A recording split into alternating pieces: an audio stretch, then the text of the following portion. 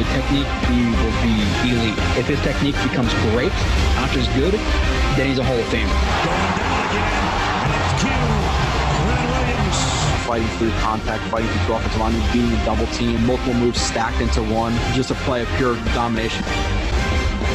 This is actual film, this is actual football talk. It's a football show, we're supposed to talk football, not storylines.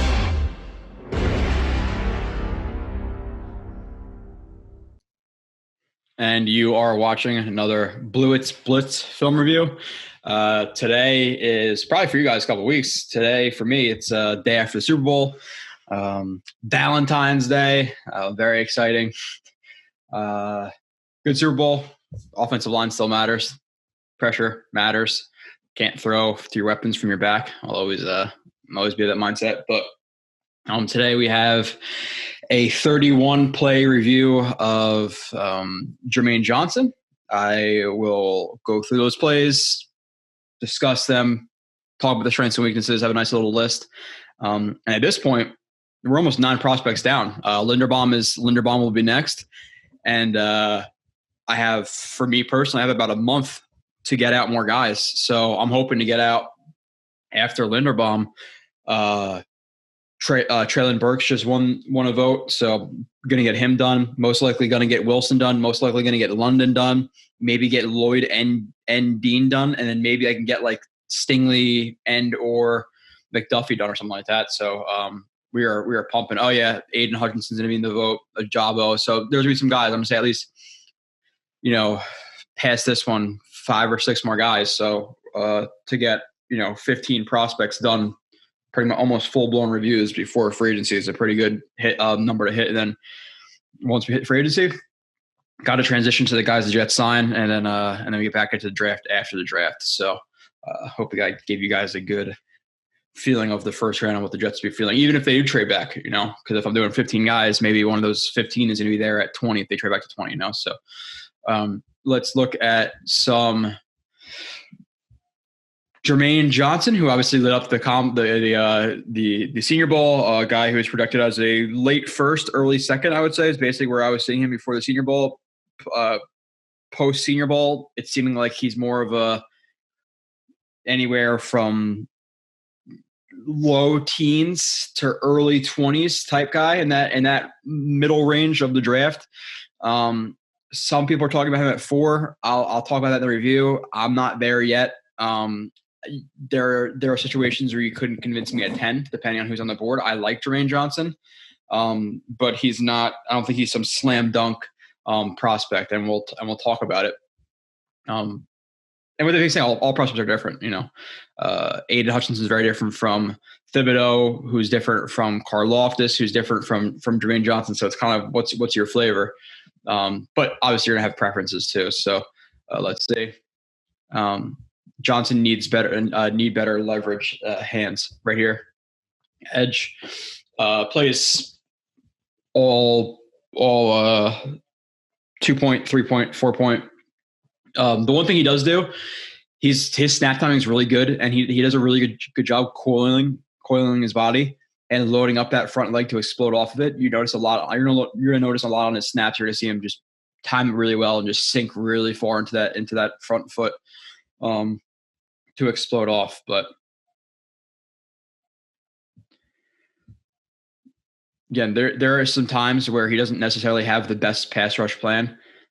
Here, obviously, 1, 2, 1 up the arc, 2 to explode off. Okay, I'm cool with that plan, especially working off the instep of your outside foot, but you got to have better leverage here. See the leverage? Leverage is pretty much straight up. You want to be obviously straight line through the guy, better leverage, get under him, push, lift, continue to work those feet, continue to work those hands, get extension, run through them. But when you're going to come high, 1, even if it does land, it's not going to be overly powerful. 2, even if you do get some pushback, you're not going to be able to finish it because you're not going to be able to roll up your hips through standing up straight. And then 3, you're going to see his hands are wide here. You see how his hands land, they don't even land. He kind of places them up high and they land on the shoulders. If you're going to bull rush, you have to be really forceful with those hands, come in, tight elbows, lift, extension.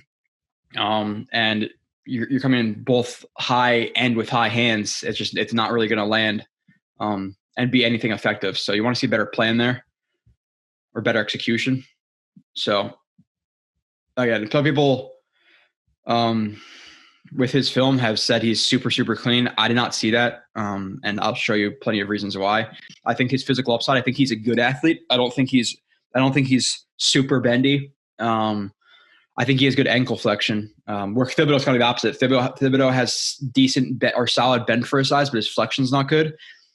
Johnson has good bend or okay bend, but really good flexion. And it kind of both works to the same goal, but it matters. If you have both, that's great. So you're looking at a guy who is pretty explosive, decently bendy. I would say he's the best overall, like twitchy lateral athlete in terms of like that U-turn versus changing lanes type deal that we talked about with Carl Office. If you watch that review, if not, then again, a big truck might be able to switch lanes really quickly from fast lane, slow lane, fast lane, slow lane. But when they have to slow down, go around a U-turn or slow down, do a K-turn, that's the type of different movement we're talking about. And Johnson, there are times where he has a good tackle radius, but it's not like he's the most dynamic athlete in open field. And the technique needs some work. He has the length. Again, he has some some good upside, but we'll continue to watch. I don't want to get too far ahead of my skis. Already 2 plays in. I'm trying to give you the whole strengths and weaknesses list. But right here, number 11.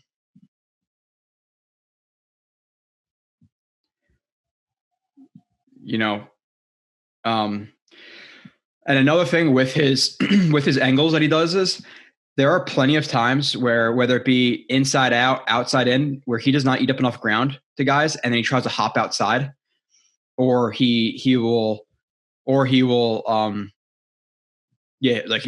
try to stem him inside and then get outside to soften the arc, or vice versa.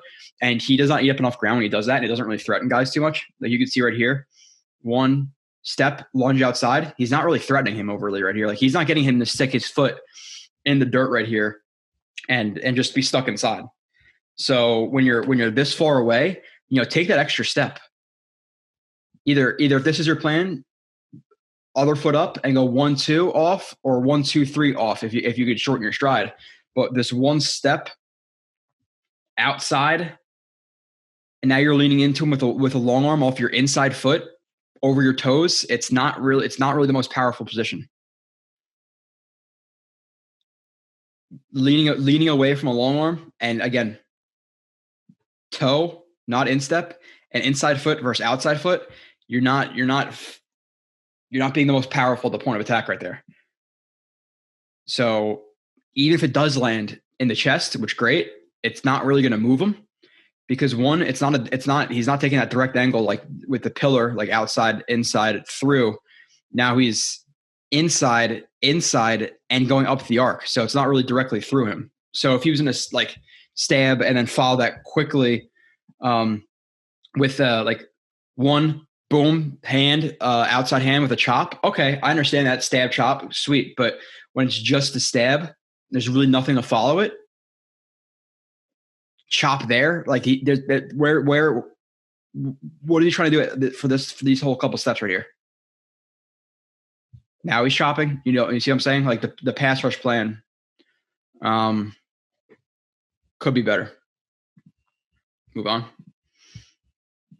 I didn't even reorganize my screen yet. Look at that. I'm still running. All right.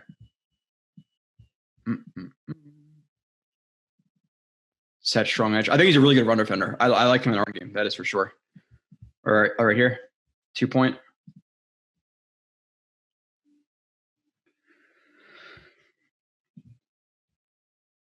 One, just good job noticing that he's jump setting, run blocking. Obviously they could look like the same thing, but when you notice him taking that aggressive angle towards you, okay, something's probably up. So even if it is a pass, stack and then transition run to pass, but you want to play the run first, especially when you're feeling it's a run. So comes off the ball, widens his base, super, super low, hands inside, land inside.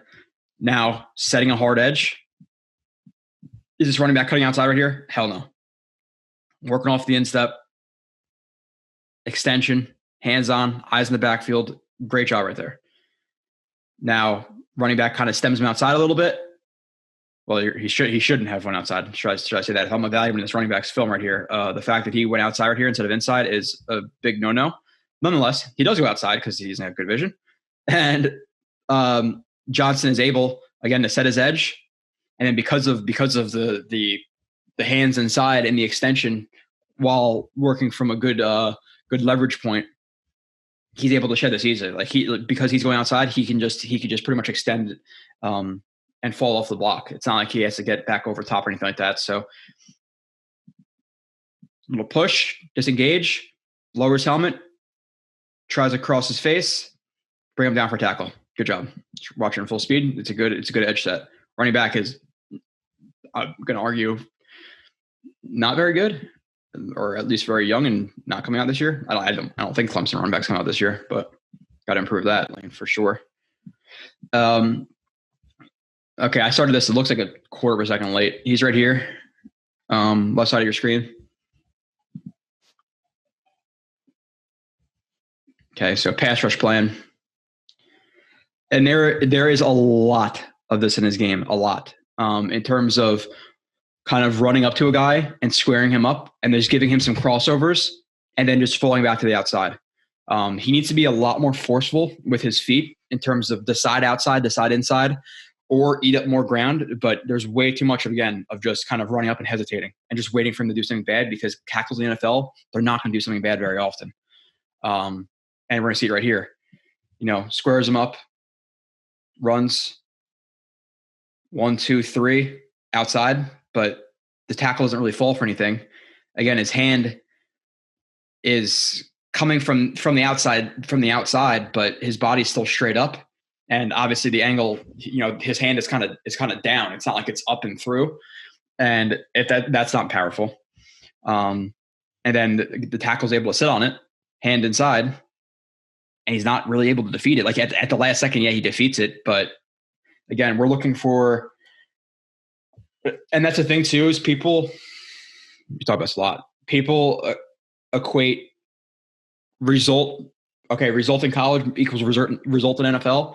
There are plays, especially next game that I'll show you of Johnson, where the tackle is literally like punching like this, like from over the top, and he beats him with not great technique, and it's not really the most translatable thing. Like there are times, again, okay, he sheds him here.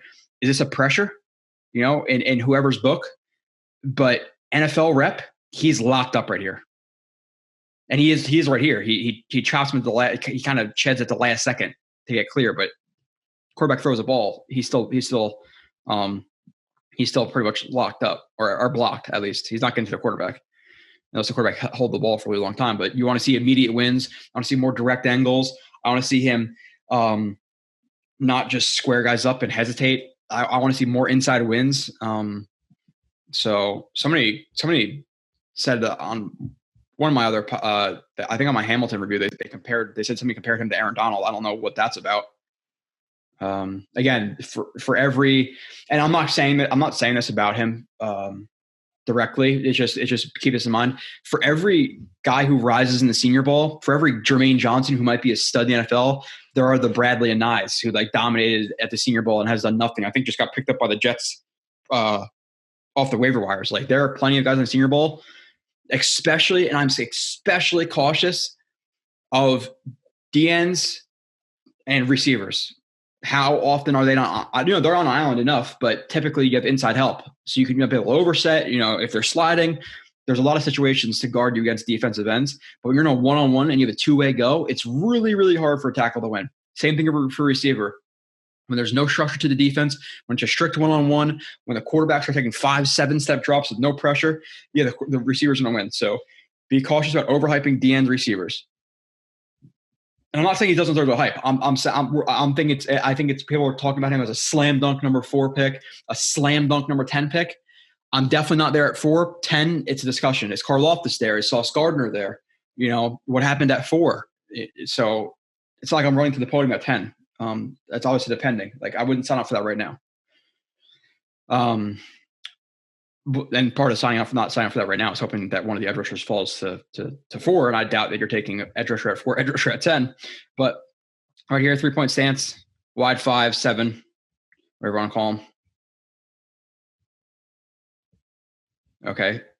Listen, for the people I know, people maybe 5 plays, maybe you're like hopefully subscribe. But right now, you're probably if you are not a subscriber, this is probably the part of the YouTube show where it's about to cut off or nearly. There are some better plays coming of Johnson, but so it is what it is. But I just record what I see. I don't try to sugarcoat anything. If I don't like a player, I don't like a player. If I hyped up a player like Kyle Hamilton, watch his film, wasn't as high on it, I'll admit it. I have to watch. And this is why I always preface my statements by saying I have to watch this guy to tell you what I think, because I don't buy what anybody tells me. I really couldn't care who it is. Couldn't care less. So there are better Johnson plays coming. Subscribe for that. But to start off for Clemson, I was not overly impressed. That is for sure.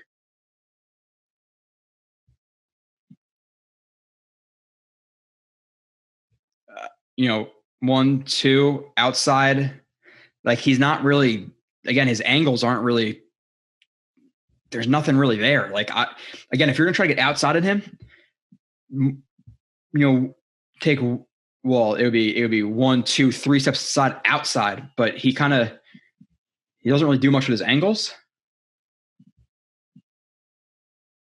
1 inside, 2 outside, inside on him again. Okay. I like the timing of the punch right there. Outside punch, extension. It kind of works his hands and pulls himself through. But the tackle, like, to be honest, like, he shed him to the ground. Let's be honest here. If you look at the tackle's left foot right there, the tackle trips over the defensive tackle, the defender of Florida State. So, this is a win. Yeah. Okay.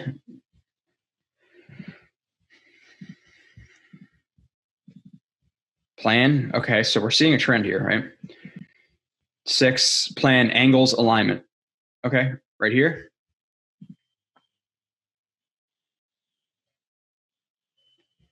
Ball's out quick.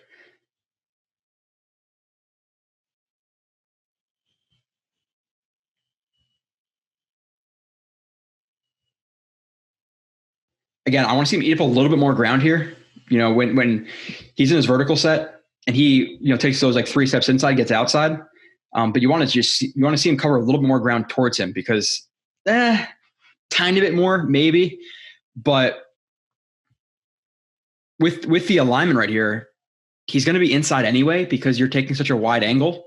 Like, he's so wide, he's most likely going to be inside anyway. So, or he's going to be moving to the outside. He's going to be trying to get to a certain set point because you're so wide. I would almost like to see him maybe try to win inside here. 1, 2, 3. The tackle sees that cross chop coming, doesn't fall for it, catches him. He kind of creates some pressure just based on almost on alignment, the fact that it's a vertical set, and gets jolted back a little bit, but moving on. Plan ? Okay, so a lot of plan this 3-point, and I understand too. Like, let's see when I recorded this. February 9th. Wow, it's not really that long ago. Let's say 14th. That was last opened, modified. Yeah, no, that's because I'm breezing through stuff. Okay, it wasn't that long ago. 3 points answered here, left side of your stream. Again, the plan. And some people say, like, oh, he needs to take, and I agree, like, longer strides. And it's not that he doesn't have long strides. It's the fact that he really frequently just kind of squares guys up and just hesitates. Like, there's not really much here, but you have to be forceful, especially in a league where the ball is out in 3 seconds. You can't hesitate and kind of depend to win on counter moves. You got to have a plan. The plan doesn't work, go to your counter, but you have to have a plan. And taking 1, 2 steps and kind of hesitating and just throwing 2 hands in, again, 2 hands in while moving up the arc, it's not the most direct angle. It's not going to be that overly powerful. Now, again, if you're going to get hands on and then maybe pull them down, rip through, okay, it's a plan. But to just short stride, hesitate, hands on, what's the plan?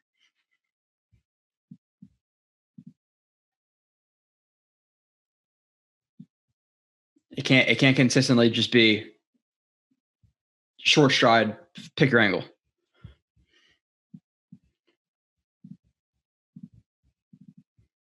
Okay, now we see better, or hopefully Johnson bull jerk force fumble from a recovery.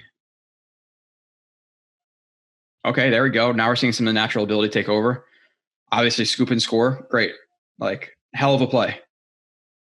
You know, but again, looking at it, one splashy play, first 8 plays I've shown, this is the first good one that we've really seen.